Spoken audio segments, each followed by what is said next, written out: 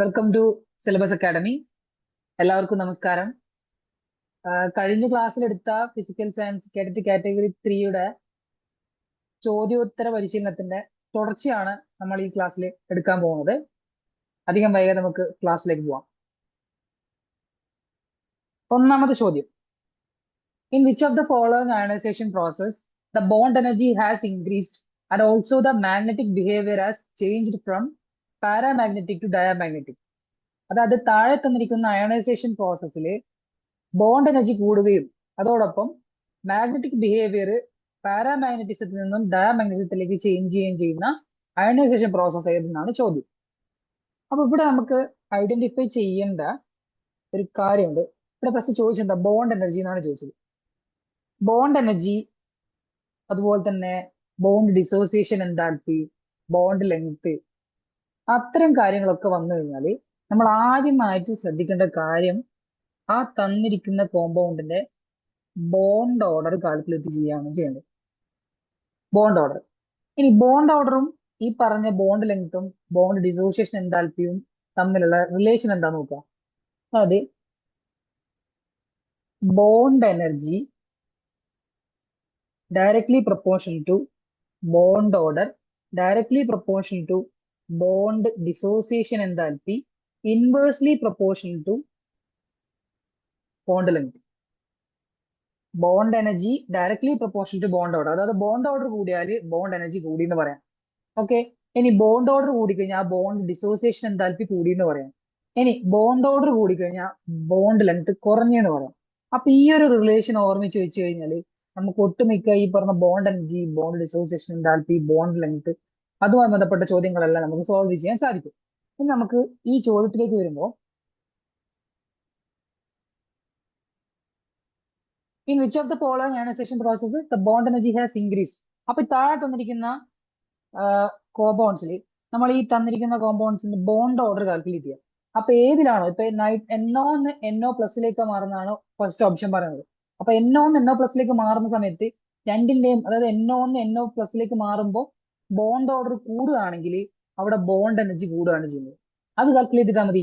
Bond order കൂടുകയാണെങ്കിൽ bond energy കൂടുകയാണ് ചെയ്യുന്നത്. അപ്പൊ നമുക്ക് ഫസ്റ്റത്തെ ഓപ്ഷൻ തന്നെ നോക്കാം. നൈട്രജൻ NO പ്ലസ് ആവുന്നത് തന്നെ നോക്കാം.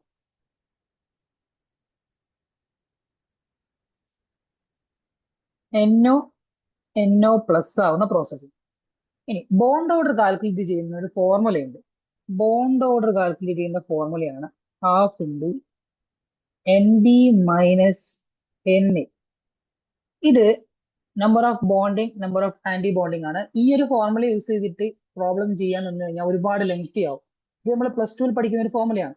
ഇത് ഉപയോഗിച്ച് പ്രോബ്ലം ചെയ്യുകയാണെങ്കിൽ ഒരുപാട് ലെങ്തി പ്രോബ്ലം, ഒരുപാട് സമയം ചെലവുണ്ട്. പക്ഷെ ഇതിന്റെ ഒന്നും ആവശ്യമില്ല. നമുക്കൊരു ഈസി മെത്തേഡ് ഉണ്ട്. ഈസി മെത്തേഡ് പറഞ്ഞുതരാം.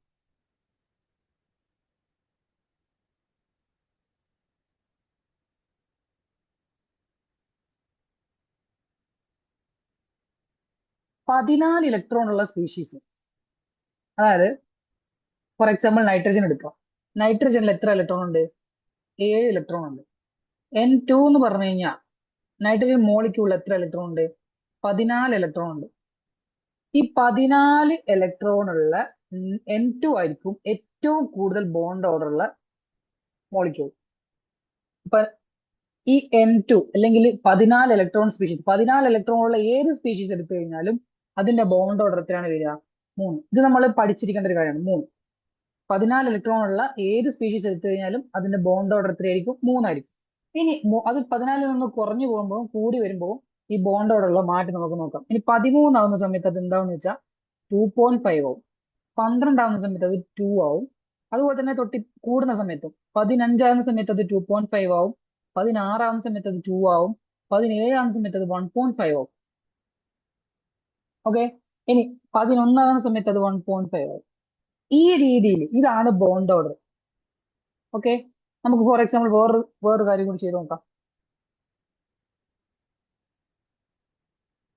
കാർബണിൽ എത്ര ഇലക്ട്രോൺ ഉണ്ട്? കാർബണിൽ 6 ഇലക്ട്രോൺ ഉണ്ട്. 6 ഇലക്ട്രോൺ ഉണ്ട് കാർബണിൽ. ഓക്കെ. ഇപ്പൊ കാർബണിന്റെ ഒരു മോളിക്യൂള് ഫോർ എക്സാമ്പിൾ നമുക്ക് ഈ ഓപ്ഷൻ തന്നെ ചെയ്ത് നോക്കാം. NO, ഒന്നാമത്തെ മോളിക്യൂള് NO ആണ്. നൈട്രജനിൽ എത്ര ഇലക്ട്രോൺ ഉണ്ട്? 7 ഇലക്ട്രോൺ ഉണ്ട്. ഓക്സിജനിൽ എത്ര ഇലക്ട്രോൺ ഉണ്ട്? മൊത്തം 8 ഇലക്ട്രോൺ ഉണ്ട്. അപ്പൊ 7ഉം 8ഉം എത്രയാണ്? 15 ഇലക്ട്രോൺ ഉണ്ട്. ഓക്കെ, 15 ഇലക്ട്രോൺ ഉണ്ടാകുന്ന സമയത്ത് അവിടുത്തെ ബോണ്ട് ഓർഡർ എത്രയായിരിക്കും? അവിടുത്തെ ബോണ്ട് ഓർഡർ എത്രയാ? 14ന് 3ആണ്. 15ആകുന്ന സമയത്ത് അത് എന്താവും? 2.5 ആവും. ആയില്ലേ? ആയി. അപ്പൊ എന്നോന്റെ ബോണ്ട് ഓർഡർ നമ്മൾ കാൽക്കുലേറ്റ് ചെയ്തു. അത് എത്രയാ? 2.5 ആണ്. ഇനി അടുത്ത് എന്നോ എന്താവുക ചെയ്യുന്നത്? എന്നോ പ്ലസ് ആവുക ചെയ്യുന്നത്. എന്നോ പ്ലസ്. ഈ പ്ലസ് ചാർജ് എന്ന് പറഞ്ഞാൽ എന്താ? ഒരു ഇലക്ട്രോണ് പോയി എന്നാണ് അതിന്റെ അർത്ഥം. ഒരു ഇലക്ട്രോൺ പോയാലല്ലേ ഒരു പ്ലസ് ചാർജ് വരും. ഓക്കെ, ഒരു ഇലക്ട്രോൺ പോയി. അപ്പൊ 14 എന്നോ പ്ലസ്. നൈട്രജനിൽ 7 ഇലക്ട്രോൺ ഉണ്ട്, പ്ലസ് ഓക്സിജനിൽ 8 ഇലക്ട്രോൺ ഉണ്ട്, -1 ഇലക്ട്രോൺ. അതായത് ഒരു ഇലക്ട്രോൺ പോയോണ്ട് -1 കൊടുത്തു. അപ്പൊ ഇവിടെ എത്രയാ? 14 ഇലക്ട്രോൺ ആണ് മൊത്തം ഉള്ളത്. 14 ഇലക്ട്രോൺ ഉള്ള ഒരു സ്പീഷീസിന്റെ ബോണ്ട് ഓർഡർ എങ്ങനെയാണ് നമ്മൾ കാൽക്കുലേറ്റ് ചെയ്തത്? ബോണ്ട് ഓർഡർ 3ആണ്. അപ്പോ എന്തായി? 2.5 എന്ന് ബോണ്ട് ഓർഡർ 2.5ൽ നിന്നും എത്രയായി? 3 ആയി. ഇവിടെ എന്താണ് ചെയ്തത്? ബോണ്ട് ഓർഡർ കൂടി. ബോണ്ട് ഓർഡർ കൂടുന്ന സമയത്ത് എന്ത് കൂടും? ബോണ്ട് ഓർഡർ കൂടുന്ന സമയത്ത് ബോണ്ട് എനർജി കൂടും. ബോണ്ട് ഓർഡർ കൂടുന്ന സമയത്ത് ബോണ്ട് എനർജി കൂടും. ബോണ്ട് ലെങ്ത് കുറയും. ബോണ്ട് ഡിസോസിയേഷൻ എൻതാൽപ്പി കൂടും. അപ്പൊ ഈ കാര്യങ്ങൾ നമ്മളൊന്ന് ബൈഹാർട്ട് പഠിച്ചു വെച്ചാൽ മതി. Bond order is directly proportional to bond energy, directly proportional to bond dissociation enthalpy, inversely proportional to bond length. ഈ ഒരു കാര്യം പഠിച്ചു വെച്ച് കഴിഞ്ഞാൽ ഈ പ്രോബ്ലം എളുപ്പത്തിൽ ചെയ്യാൻ പറ്റും. ഈ രീതിയിലുള്ള ചോദ്യങ്ങൾ നമുക്ക് എളുപ്പത്തിൽ ചെയ്യാൻ പറ്റും. അപ്പൊ ഇവിടെ നമുക്ക് മനസ്സിലായി അയണൈസേഷൻ ബോണ്ട് എനർജി കൂടുന്നത് ഏതിനെ മാത്രമേ ഉള്ളൂ? എന്നോന് മാത്രമേ ഉള്ളൂ. അപ്പൊ ഒന്ന് ആൻസർ ഏതാണ് വരിക? എന്നോ ഗീവ്സ് എന്നോ പ്ലസ് ആണ് ഇവിടുത്തെ ആൻസർ എന്ന് പറയുന്നത്. Okay,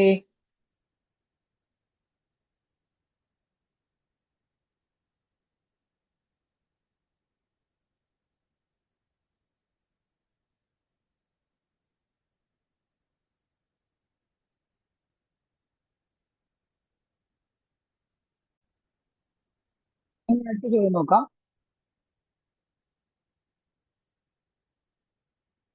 when light travels from denser medium to rarer medium, അതായത് ഡെൻസർ മീഡിയത്തിൽ നിന്നും റെയറർ മീഡിയത്തിലേക്ക് ലൈറ്റ് ട്രാവൽ ചെയ്യുന്ന സമയത്ത് താഴെ പറയുന്ന ഓപ്ഷനിൽ ഏതാണ് ശരിയെന്നാണ് ചോദ്യം.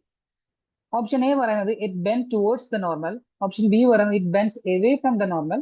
ഓപ്ഷൻ സി പറയുന്നത് passing perpendicular to the surface of separation. Option D പറയുന്നത് it retraces the same path, അതായത് സെയിം പാത്തിലൂടെ തന്നെ കടന്നു പോകുമെന്നാണ് പറയുന്നത്. When light travels from denser medium to rarer medium, ഒരു ഡെൻസർ മീഡിയത്തിൽ നിന്നും റെയറർ മീഡിയത്തിലേക്ക് ലൈറ്റ് ട്രാവൽ ചെയ്യുന്ന സമയത്ത് എന്താണ് ഡെൻസർ മീഡിയം? ഡെൻസർ മീഡിയം എന്ന് പറഞ്ഞാൽ ലൈറ്റിന്റെ വെലോസിറ്റി കുറവുള്ള മീഡിയത്തിനാണ് ഡെൻസർ മീഡിയം എന്ന് പറയുന്നത്. ലൈറ്റിന്റെ വെലോസിറ്റി കൂടുതലുള്ള മീഡിയത്തിനെ നമ്മൾ റെയറർ മീഡിയം എന്നും പറയും. ഓക്കെ, നമുക്ക് ഇനി ഒന്ന് നോക്കാം എങ്ങനെയാ വരുന്നത്.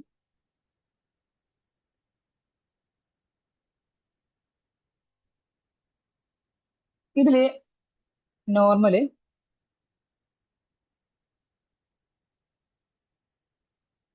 വാട്ടറിന്ന് എയറിലേക്കാണ് ലൈറ്റ് പോകുന്നത്. നമ്മൾ ക്വസ്റ്റ്യൻ എന്താ ചോദിച്ചിരിക്കുന്നത്? ഡെൻസർ മീഡിയത്തിൽ നിന്നും റെയറർ മീഡിയത്തിലേക്കാണ് പോകുന്നത് അല്ലെ? ഡെൻസർ മീഡിയത്തിൽ നിന്നും റെയറർ മീഡിയത്തിലേക്ക് പോകുമ്പോൾ അല്ലെങ്കിൽ ശ്രദ്ധിക്കണം, ഡെൻസർ മീഡിയത്തിൽ നിന്ന് റെയറർ മീഡിയത്തിലേക്ക് ലൈറ്റ് റേ പാസ് ചെയ്യുന്ന സമയത്ത് അത് നോർമലിൽ നിന്നും അകലുകയാണ് ചെയ്യുക. നോർമലിൽ നിന്നും അകലുകയാണ് ചെയ്യുക. Bend away from the normal. Bend away from the normal. Okay, ഇനി ഇതേ കാര്യം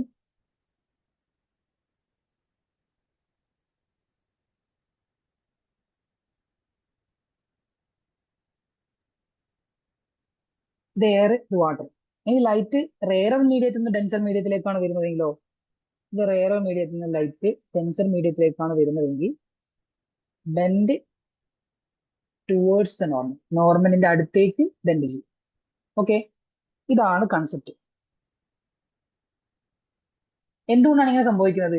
ലൈറ്റിന്റെ വെലോസിറ്റിക്കുള്ള ചേഞ്ച് ആണ് ലൈറ്റിനെ ഇത്തരത്തിൽ നോർമലിനോട് അടുപ്പിക്കുകയും നോർമലിനെയും ബെൻഡ് ചെയ്യുന്നത്. ഓക്കെ, ഇത് ഈ പ്രോബ്ലം സോൾവ് ചെയ്യാൻ നമ്മൾ പ്ലസ് ടുവിൽ സ്നെൽസ് ലോ എന്ന് പറയുന്ന ഒരു ഇക്വേഷൻ പഠിച്ചിട്ടുണ്ട്. സ്നെൽസ് ലോ എന്താണ്? സ്നെൽസ് ലോ പറയുന്നത് n1 sine theta 1 equal to n2 sine theta 2. ഇവിടെ n1 എന്ന് പറഞ്ഞാൽ എന്താ? ഫസ്റ്റ് മീഡിയത്തിന്റെ റിഫ്രാക്റ്റീവ് ഇൻഡെക്സ് ആണ്. ഫസ്റ്റ് മീഡിയത്തിന്റെ റിഫ്രാക്റ്റീവ് ഇൻഡെക്സ് ആണ് എന്ത്?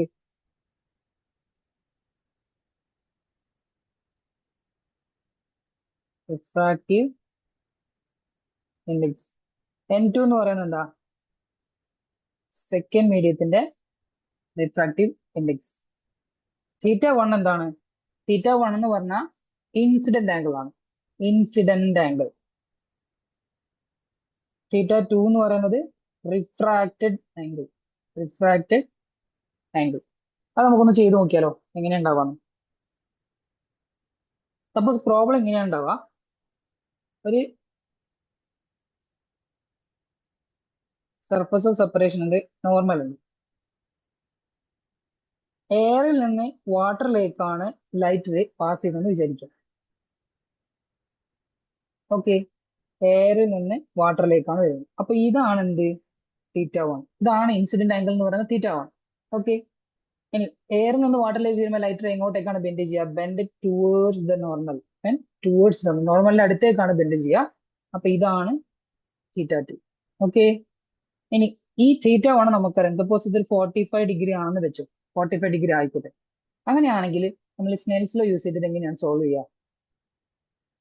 N1 sin θ1 equal to N2 sin θ2. നമുക്കറിയാം എയറിന്റെ റിഫ്രാക്റ്റീവ് ഇൻഡെക്സ് എന്ന് പറയുന്നത് 1 ആണ്. വാട്ടറിന്റെ റിഫ്രാക്റ്റീവ് ഇൻഡെക്സ് എന്ന് പറയുന്നത് എത്രയാണ്? 1.33 ആണ്. 1.33. റിഫ്രാക്റ്റീവ് ഇൻഡെക്സ് പഠിച്ചു നോക്കുക, നല്ലതാണ്. എയറിന്റെ റിഫ്രാക്റ്റീവ് ഇൻഡെക്സ് 1 ആണ്. വാട്ടറിന്റെ റിഫ്രാക്റ്റീവ് ഇൻഡെക്സ് 1.33 ആണ്. അപ്പോൾ ഇത് നമ്മൾ നേരെ ഈക്വേഷനിലേക്ക് സബ്സ്റ്റിറ്റ്യൂട്ട് ചെയ്യുന്ന സമയത്ത് എന്താ സംഭവിക്കുക? N1 1 ആണ് into sine 45 is equal to N2 എന്ന് പറഞ്ഞാൽ എന്താ? 1.33. സൈൻ θ2 നമുക്കറിയോ? ഇല്ല, സൈൻ θ2 അറിയില്ല. ഇത് 1/√2 സൈൻ 45 1/√2 സൈൻ θ2 അല്ലേ, ഇൻറ്റു 1.33 സൈൻ ഇൻവേഴ്സ് ഓഫ് ഈ ആംഗിൾ ആയിരിക്കും എന്ത്? റിഫ്രാക്റ്റഡ് ആംഗിൾ എന്ന് പറയുന്നത്. ഈ സോൾവ് ചെയ്താൽ കിട്ടുന്ന ആംഗിൾ ആയിരിക്കും എന്ത്? റിഫ്രാക്റ്റഡ് ആംഗിൾ എന്ന് പറയുന്നത്. ഇതാണ് സ്നെൽസ് ലോ യൂസ് ചെയ്തിട്ട് പ്രോബ്ലം ചെയ്യേണ്ട രീതി. ഇത് ഞാനും കൂടെ എക്സ്ട്രാ പറഞ്ഞു തന്നത് മാത്രമേ ഉള്ളൂ. സ്നെൽസ് ലോ യൂസ് ചെയ്തിട്ട് ഇങ്ങനെയാണ് റിഫ്രാക്റ്റഡ് ആംഗിൾ കണ്ടുപിടിക്കുക. ഓക്കെ, ഇനി ഇതിൽ ഒരു കാര്യം കൂടി പറയാനുള്ളത് ലൈറ്റിന്റെ വെലോസിറ്റിയെ പറ്റി. ലൈറ്റിന്റെ വെലോസിറ്റി ഇതിൽ എങ്ങനെ ബാധിക്കുന്നതാണ്.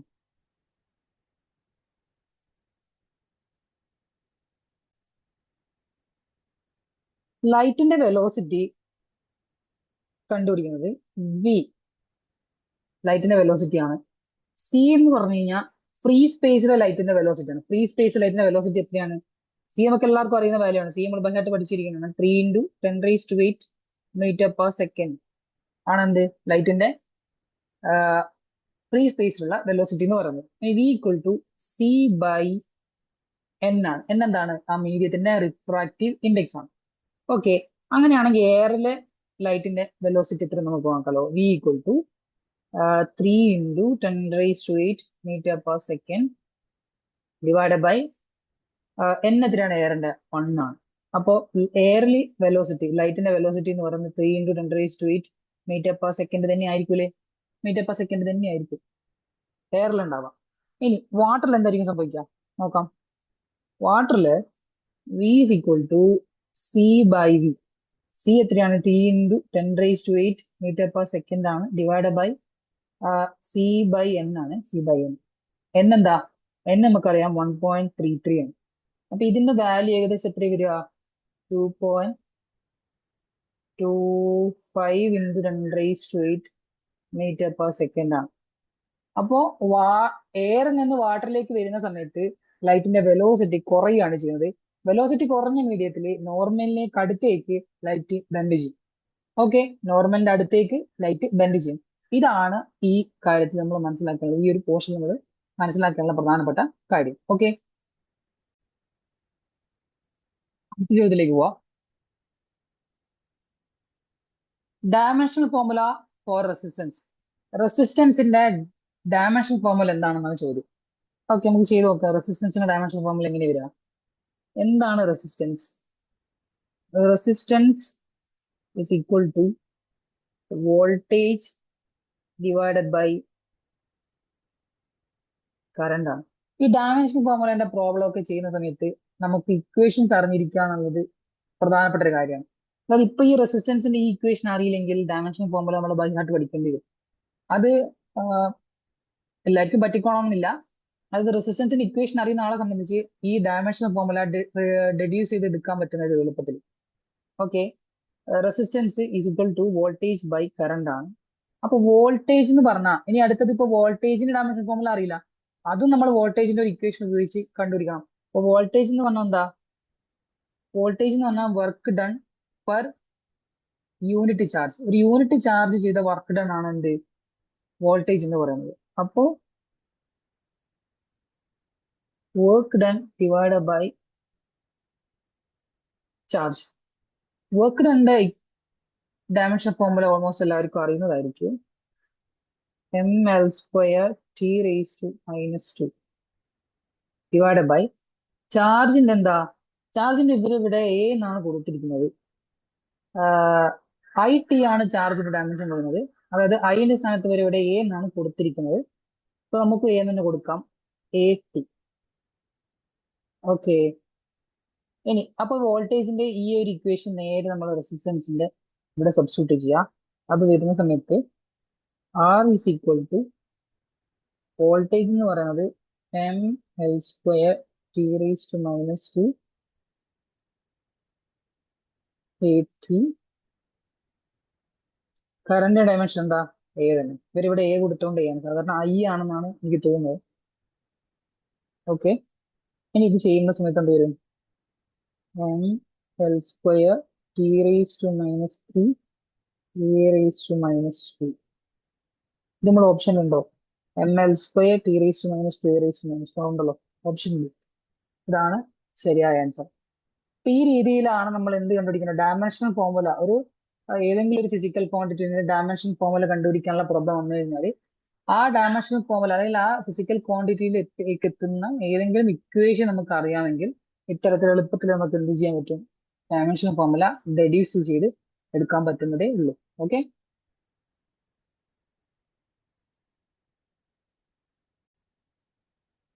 അടുത്ത ചോദ്യം നോക്കാം.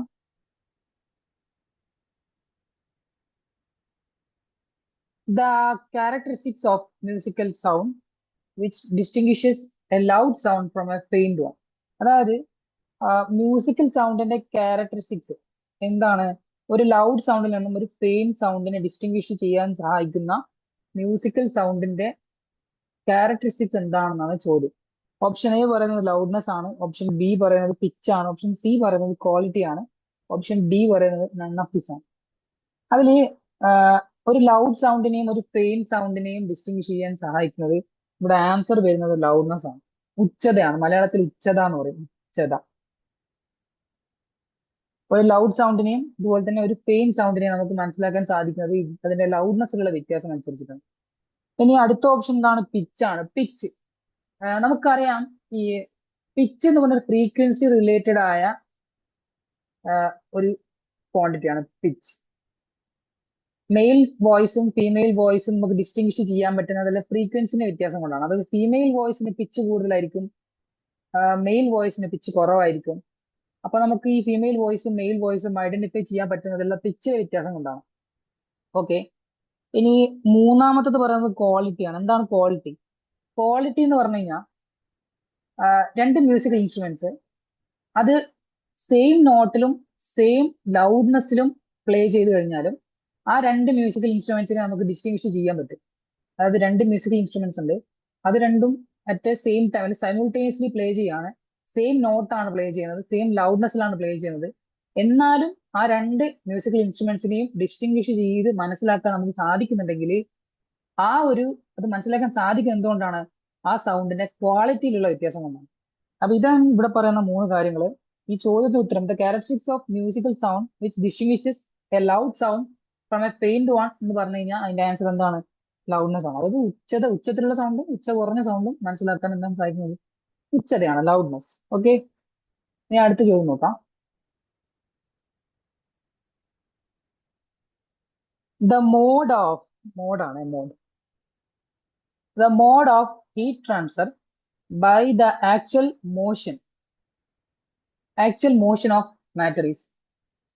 ഹീറ്റ് ട്രാൻസ്ഫറിന്റെ ഡിഫറെന്റ് മോഡ്സ് ആണ് ഇവിടെ പറഞ്ഞിരിക്കുന്നത്. The mode of heat transfer by the actual motion of matter. അതായത് ഒരു മെറ്റീരിയലിൽ ഹീറ്റ് ട്രാൻസ്ഫർ ഉണ്ടാകുന്ന സമയത്ത് അതിലുള്ള മാറ്റർ ട്രാൻസ്ഫർ ചെയ്തുകൊണ്ട് ഹീറ്റ് ട്രാൻസ്ഫർ ചെയ്യുന്ന പ്രോസസ്സ് താഴെ പറയുന്നത് ഏതാണെന്നാണ് ചോദ്യം. Option A conduction, option B convection, option C radiation, option D none of this. Option A പറയുന്നത് കണ്ടക്ഷൻ ആണ്. എന്താണ് കണ്ടക്ഷൻ? ഒരു ഹീറ്റ് ഒരു മെറ്റീരിയലിൽ നിന്ന് കണ്ടക്ട് ചെയ്യണമെങ്കിൽ ഒരിക്കലും ആ മെറ്റീരിയലിലെ ഒരു മാറ്റർ അല്ലെങ്കിൽ ആ മെറ്റീരിയലിലെ ഒരു പാർട്ടിക്കിൾ അടുത്ത സ്ഥലത്തേക്ക് ട്രാവൽ ചെയ്യണമെന്നില്ല. എങ്ങനെയാണ് ഒരു മെറ്റീരിയലിൽ ഹീറ്റ് കണ്ടക്ട് ചെയ്യുന്നത്? ഹീറ്റ് കണ്ടക്ട് ചെയ്യുന്നത് അതായത് മെറ്റീരിയൽസിലെ വൈബ്രേഷൻ കൊണ്ടാണ്. വൈബ്രേഷൻ. ഒരിക്കലും അവിടെ ഒരു ട്രാൻസ്ലേഷൻ മോഷൻ ഇല്ല. ഒരു സ്ഥലത്ത് നിന്ന് മറ്റൊരു സ്ഥലത്തേക്കുള്ള മൂവ്മെന്റ് ഇല്ല അതിലുള്ള പാർട്ടിക്കിൾസിന്. അപ്പോ കണ്ടക്ഷൻ അല്ല ആൻസർ. കണ്ടക്ഷനിൽ എന്താണ് സംഭവിക്കുന്നത്? വൈബ്രേഷൻ ആണ് സംഭവിക്കുന്നത്. ഓപ്ഷൻ ബി പറയുന്നത് കൺവെക്ഷൻ ആണ്. ഓപ്ഷൻ ബി പറയുന്നത് കൺവെക്ഷൻ ആണ്. ഇവിടെ ആൻസർ കൺവെക്ഷൻ ആണെന്നാണ്. കൺവെക്ഷൻ ആണ് ഇവിടുത്തെ ആൻസർ വരുന്നത്.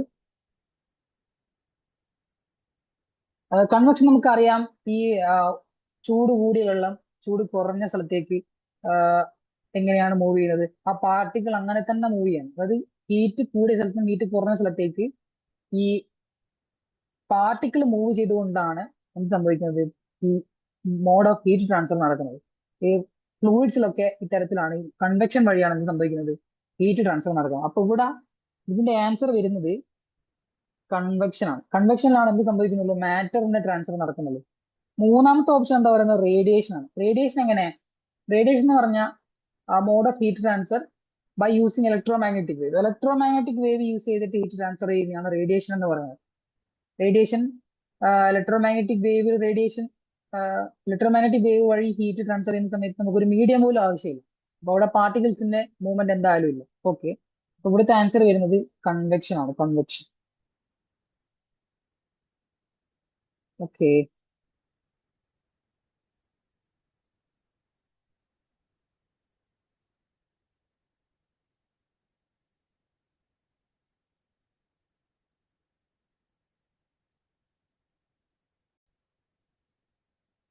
അടുത്ത ചോദ്യം നോക്കാം.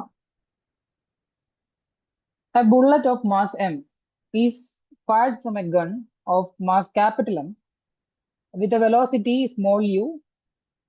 The recoil velocity of the gun is. ഗണ്ണിന്റെ recoil velocity എന്നാണ് ചോദ്യം. A bullet of mass small m is fired from a gun of mass capital M. Capital M mass ഉള്ള ഒരു ഗണ്ണിൽ നിന്നും സ്മോൾ എം മാസ് ഉള്ള ഒരു ബുള്ളറ്റ് ഫയർ ചെയ്യാണ്. അതിന്റെ velocity എന്ന് പറയുന്നത് സ്മോൾ യു ആണ്.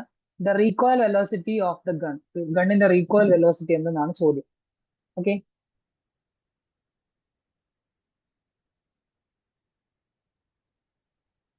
അപ്പൊ ഇതില് ഇവിടെയുള്ള ഫിസിക്കൽ പ്രിൻസിപ്പിൾ എന്താണെന്ന് വെച്ച് കഴിഞ്ഞാല്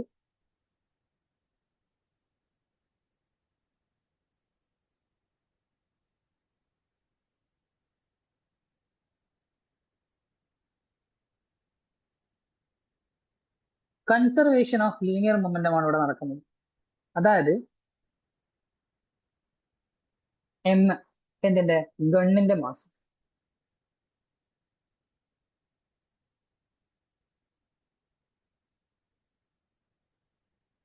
ഗണ്ണിന്റെ velocity which is equal to ബുള്ളറ്റിന്റെ മാസ്, ബുള്ളറ്റിന്റെ വെലോസിറ്റി. ഈ ഗണ്ണ് ഫയർ ചെയ്യുന്ന സമയത്ത് ബുള്ളറ്റ് പുറത്തേക്ക് പോകുന്ന ബുള്ളറ്റിന്റെ മൊമെന്റവും അതുപോലെ തന്നെ റീകോയിൽ ചെയ്ത് ബാക്കിലേക്ക് വരുന്ന ഗണ്ണിന്റെ മൊമെന്റവും രണ്ടും സെയിം ആയിരിക്കണം. അല്ലെങ്കിൽ അത് രണ്ടിന്റെയും മൊമെന്റം, ടോട്ടൽ മൊമെന്റം കൺസേർവ്ഡ് ആയിരിക്കണം എന്ന് പറയുന്നതാണ് എന്ത്? കൺസർവേഷൻ ഓഫ് ലീനിയർ മൊമെന്റം എന്ന് പറയുന്നത്. ഇതില് ഗണ്ണ് പിന്നിലേക്ക് വരുന്നതിന് നമ്മൾ എന്ത് പറയും? മസിൽ വെലോസിറ്റി എന്ന് പറയും. അതുപോലെ തന്നെ ഗണ്ണ് പുറകോട്ട് വരുന്നതിന് നമ്മൾ റീകോയിൽ വെലോസിറ്റി എന്ന് പറയും. പിന്നെ ബുള്ളറ്റ് പുറത്തേക്ക് പോകുന്നത് നമ്മൾ മസിൽ വെലോസിറ്റി എന്ന് പറയും. ഇതിൽ ഗണ്ണിന്റെ റീകോയിൽ വെലോസിറ്റി കാൽക്കുലേറ്റ് ചെയ്യാനാണ് നമ്മളോട് പറഞ്ഞിരിക്കുന്നത്. ഓക്കെ, അപ്പൊ ഇവിടെ തന്നിരിക്കുന്ന നൊട്ടേഷൻസ് യൂസ് ചെയ്യുന്ന സമയത്ത് bullet of mass M is fired from a gun of mass capital M with a velocity U. അപ്പൊ ഇവിടെ നമുക്ക് കണ്ടുപിടിക്കുന്നത് റീകോയിൽ വെലോസിറ്റി അല്ലേ? ഓക്കെ, അപ്പൊ ഇതാണ് ഗണ്ണിന്റെ മാസ് ക്യാപിറ്റൽ എം. ഇനി ഗണ്ണിന്റെ വെലോസിറ്റി എന്താണ്? അതാണ് നമുക്ക് കണ്ടുപിടിക്കുന്നത്. ഗണ്ണിന്റെ വെലോസിറ്റി ക്യാപിറ്റൽ വി എന്ന് എടുത്തു, which is equal to conservation of linear momentum ആയതുകൊണ്ടാണ് ഞാൻ ഇത് ചെയ്യുന്നത്. ഓക്കെ, ഇനി ബുള്ളറ്റിന്റെ മാസ് സ്മോൾ എം എടുത്തു, അതുപോലെ തന്നെ ബുള്ളറ്റിന്റെ വെലോസിറ്റി q എടുത്തു. ഓക്കെ, അങ്ങനെയാണെങ്കിൽ capital V is equal to mu divided by capital N. Capital N. ഇവിടെ ഒരു പ്രശ്നമുണ്ട്. നമ്മുടെ ഇവിടെ ഗണ്ണിന്റെ ബുള്ളറ്റിന്റെ വെലോസിറ്റി നമ്മൾ എടുത്തിരിക്കുന്നത് പോസിറ്റീവ് ആയാണ്, അല്ലെ? ഇവിടെ നമ്മൾ എടുത്തിരിക്കുന്നത് ബുള്ളറ്റിന്റെ വെലോസിറ്റി പോസിറ്റീവ് ആയിട്ടാണ് എടുത്തിരിക്കുന്നത്. ബുള്ളറ്റിന്റെ വെലോസിറ്റിയുടെ ഡയറക്ഷൻ ഓപ്പോസിറ്റ് ആണ്. ആരുടെ ഡയറക്ഷൻ? ഗണ്ണിന്റെ വെലോസിറ്റിന്റെ ഡയറക്ഷൻ. അപ്പൊ നമ്മൾ ഓൾവേസ് എന്തെടുക്കണം? ഇവിടെ നമ്മൾ മൈനസ് എടുക്കണം. ആ മൈനസ് ആണ് ഇവിടെ വന്നിരിക്കുന്നത്, ഈ ഇക്വേഷനിൽ ഇപ്പുറത്ത് വന്നിരിക്കുന്നത്. അപ്പൊ ഇവിടെ ആൻസർ എന്താണ്? Minus M U divide by capital N ആണ് ഇവിടുത്തെ ആൻസർ എന്ന് പറയുന്നത്. Okay,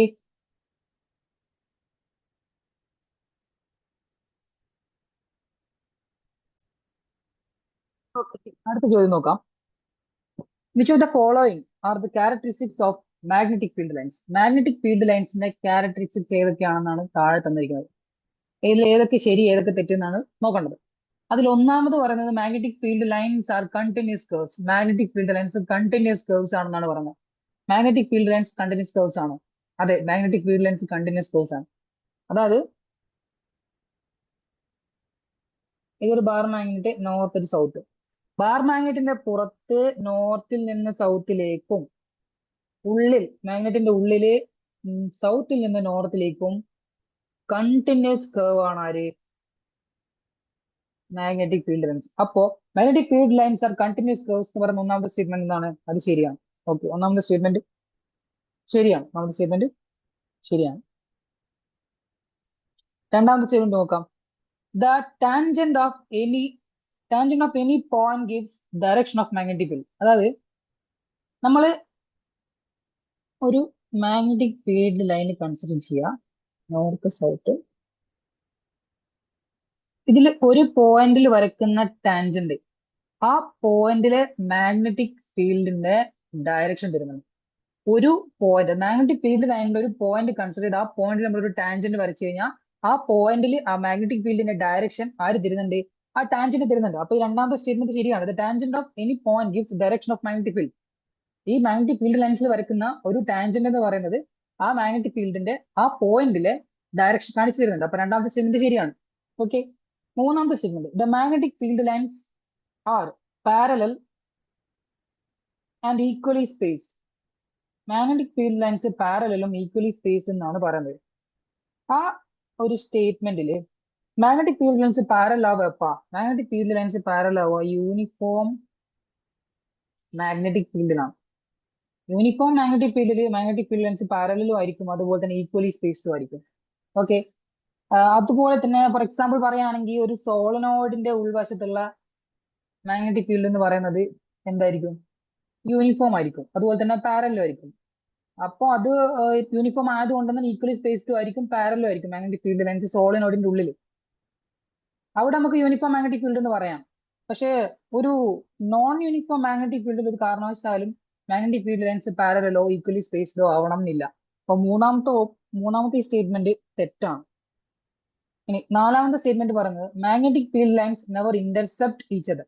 magnetic field lines never intercept each other. അത് നമുക്ക് ശ്രദ്ധിച്ച് നോക്കാം. ഒരു മാഗ്നറ്റിക്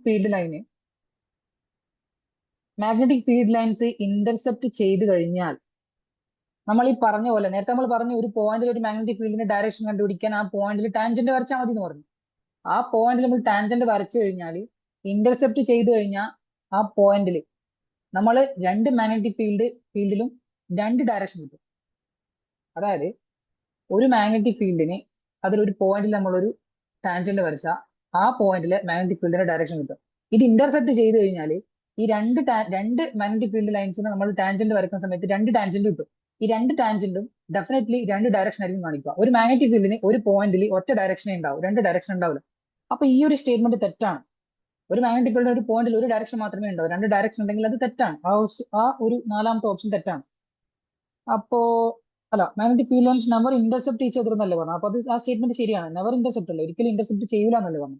അപ്പൊ 1, 2, 4 ആണ് ശരി. 1, 2, 4 ശരി എന്നുള്ള ഓപ്ഷൻ ഇതിൽ കാണുന്നില്ല.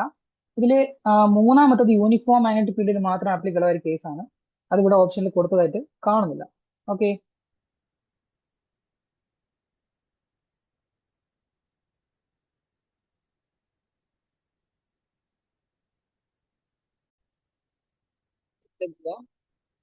അടുത്ത ചോദ്യം, myopia is correcting using. Myopia എന്ന് പറയുന്ന അസുഖം കണ്ണിൽ വരുന്ന അസുഖമാണ്.